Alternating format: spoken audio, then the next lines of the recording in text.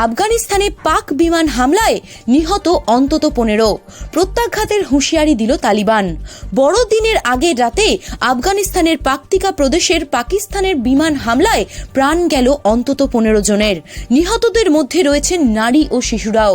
তবে মৃতের সংখ্যা আরও বাড়তে পারে বলে আশঙ্কা করা হচ্ছে।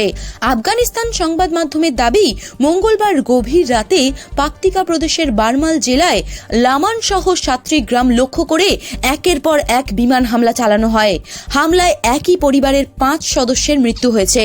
পাশাপাশি একাধিক নারী ও শিশু সহ মৃত্যু হয়েছে আরও অন্তত 10 জনের।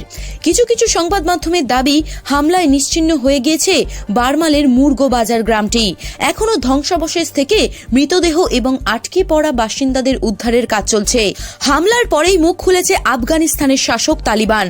তাদের প্রতিরক্ষা মন্ত্রকের তরফে হুঁশিয়ারি দিয়ে জানানো হয়েছে, নিজেদের ভূমি এবং সার্বভৌমত্ব রক্ষার্থে শীঘ্রই এই হামলার পাল্টা জবাব দেওয়া হবে।